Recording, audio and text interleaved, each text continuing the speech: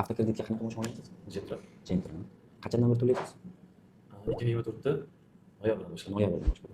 Hozir endi sizga to'g'ri kelmayapti, Rossiyaga ketishingiz kerak, mashinadan Xitoy qilib bitirishingizz kerak. Shunday. Necha yilga olgansiz? 5 yil. 5 yil. 60 oy ham. 60 oy hozir 4 million 200 dan to'lashingiz kerak. Bilan 282 ming so'm. Endi qarangda, shu avtokreditga ham iloji bo'lsa Vikipga ham mashina tavsiya qilmaymiz. Qachon tavsiya qilamiz? Qachonki o'sha oladigan mashinangizni o'zidan pul to'lasangiz, o'shanda arziydi-da. Lekin boshqa kasb qilib turib, olayotgan oyligingizni Vikipga to'lashingiz xato.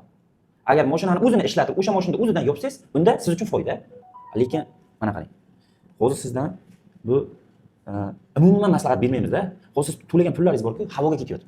Mana protsentga ketyapti. Tanidan 1 milliondan olyapti-da, protsentidan 3 million 300 dan olyapti. Qarang qanaqa oddiy qilib aytganda qalloblikda bu. Boshidan necha pul to'lagansiz? 31 million to'lagan. 31 million to'lagansiz. 31 million to'lagan pulingiz hammasiga kuyasiz. Shunday. 100% kuyasizda, hozir mashinani qaytarib bersangiz, yana davlat bankdan yana qarz olib qolasiz. Sizni qarz ilib qo'yadi bo'yningizga. Sababi hali sizda 132 million qarzingiz bor. Biz mashina qo'ysak, odamlar qimmat deb yozadi.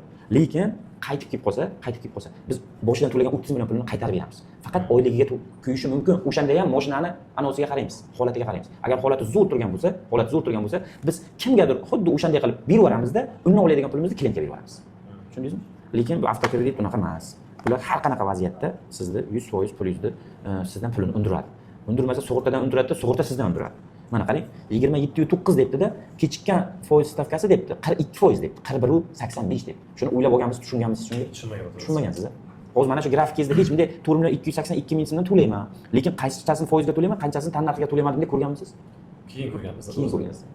Boshida tushuntirishmagan, Boshida manimcha qaysidir mashina pushtidan olgansiz, to'g'rimi? Qaysidir dealerdan olgansiz-da, to'g'rimi? O'shalar tushuntirmagan. Oyiga 4.200 dan to'laysiz bo'ldi deganda. Shunday. Mana shu ham qalloblik asli. Ko'rib turibsizlar, bunaqa mijozlarimiz juda ko'p keladi oldimizga, lekin hech kimga tavsiya qilmaymiz. 6 yil, 5 yil, 4 yilga mashina olishdi.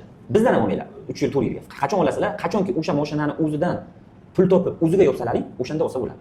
Lekin qayerdadir ishlaysizda, $500 quruq mashinaga to'lab turishingiz, u sizni 100% zarar keltiradi. Sababi mashinani narxi yildan yilga tushadi. Narx oshmaydi oldingiga o'xshab. O'shani hisobiga siz to'laydigan pul o'tdi kallasida bo'lib ketadi. Oxirida qoladigan narsa sizga bitta ichkicha qoladi. Shuning uchun hech kimga tavsiya qilmaymiz.